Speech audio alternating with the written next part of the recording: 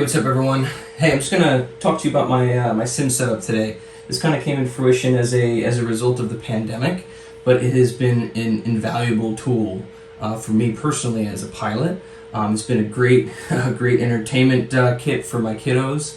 It's gotten them interested in flying, and it's just a good time all in all. But this has definitely been for me a huge cost saver in terms of ensuring that I feel confident in my ability from a proficiency perspective, especially the switchology of everything, flows, checklist usage, instrument procedures. It really just lets you home in on those skills. Unfortunately, I can't use it for actual actual instrument approaches or logging instrument time in any capacity. But regardless, like I said, it lets me save money because I'm not necessarily having to buy an airplane to just simply maintain proficiency on things that are fairly rudimentary and simplistic, but you really truly need an actual aircraft or setup to maintain that proficiency, and this accomplishes that at an absolute fraction of the cost. So just a little history on this. I got it probably about a year ago, probably a year and a half ago, really at the height of the pandemic. I moved here to the North Carolina area from Washington State and the Seattle area, and with everything through COVID and everything else, I was starting to have a fairly big gap in my confidence, my overall proficiency, currency, etc. Probably like a lot of us. So I kind of started doing some research and made the decision to get a sim. And there's just so many cool tools out there now at a fairly reasonable price when you compare it to actually what it would cost to go out and fly an aircraft to get the same experience, again, from a pure proficiency perspective. So just going to quickly talk about the setup that I have. But again, it's been awesome. I just have a blast. Sometimes I actually come in here and I'll shoot actual approaches. My wife will bang on the door and wonder what I'm doing. But it's a lot of fun for that. Sometimes I just putz around. I go fly, do things I typically wouldn't do in a real aircraft. Fly super low, fly really close to scenic areas. And I'm running Microsoft Flight Sim, the new one, and it is, from a scenery perspective, it's unbelievable. So it's just a lot of fun. And as I mentioned in the beginning, my kids absolutely love it. They jump in here. They're taking all the instructional classes that kind of teach you how to fly, quote unquote.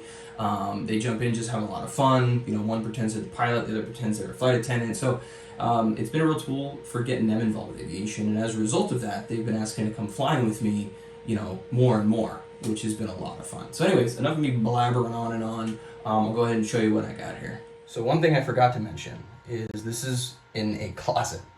You saw it probably for the intro video. We call this the POS, not the piece of shit, the Pocket Office Sim. I use this for taking conference calls for work.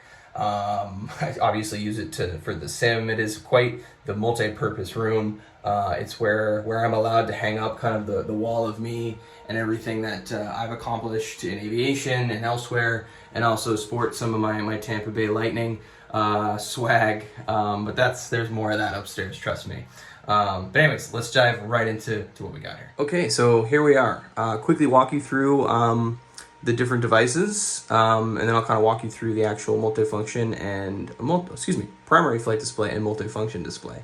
So to start, we'll start with the actual throttle quadrant here. I have the Honeycomb Yoke. It is fantastic, super solid, very similar feel to what you get in a real aircraft. Obviously not identical by any means, but it is very solid. It doesn't feel cheap. Probably more on the expensive side when it comes to throttle quadrants, yokes, but it is definitely, I'm very happy with it. I do have just a generic throttle quadrant. I think I got this for $50 on Amazon, but it does the trick. Rudder pedal wise, I have the Pro pedals. I actually still owe my coworker $50 for that, so that will be coming very, very shortly. Kind of moving over, you obviously need a keyboard and a mouse, very generic. Got an Amazon gaming keyboard. I believe it's Amazon Basics, fairly reasonable. I am using my iPad mini running ForeFlight, and I am connecting through the service Flight Events. And it is fantastic. It syncs right up, and I can actually see my aircraft exactly where I'm at in the sim when I'm shooting approaches, overlaid on approach plates, etc. Again, it's all about creating the realistic environment that you'd have in an actual aircraft, and this helps accomplish it because I obviously use ForeFlight, as many of us do, as a pretty instrumental tool for just enhancing situational awareness in the cockpit. Obviously replaces a lot of the paper charts that many of us have, grew accustomed to when we were initially learning to fly, etc. But here's now what really makes this an incredible experience. So this is the RealSimGear G1000 RealSimGear, and it was fairly simple to set up. They actually have a video online. You can just check that out. Really a few plugins, almost click and play. Got it everything set up and connected, really within a half hour. So very, very simple. But they have a lot of great products, RealSimGear.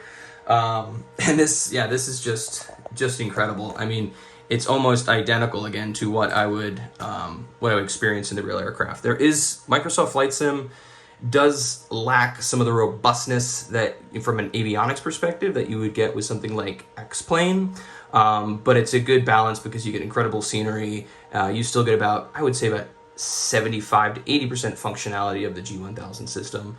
But it's very solid. I mean, you can see here, you can change your frequencies, you can flip them, right? You can, everything you can do in a normal G1000, you can do. Change your heading bug there, etc. But it is an incredible tool. And like I said, from a switchology perspective, it has made me so proficient when I jump in a G1000 equipped aircraft. Even if it's a month or two goes by, I try to fly at least once, twice a month. But if I can't, this helps tremendously. So yeah, that is the setup. Oh, and then I mentioned the TV. It is a Vizio 45-inch. I had this just extra TV for many, many years and decided to put it into our POS, Pocket Office Sim, and it's been fantastic. It fits perfect, and obviously a great picture. No complaints there. So yeah, anyways, that's the setup, and I hope you all kind of, take suit in the sim environment. Again, it's really reasonably a reasonable way to get more proficient in aircraft nowadays, and just a hell of a lot of fun. So anyways, cheers.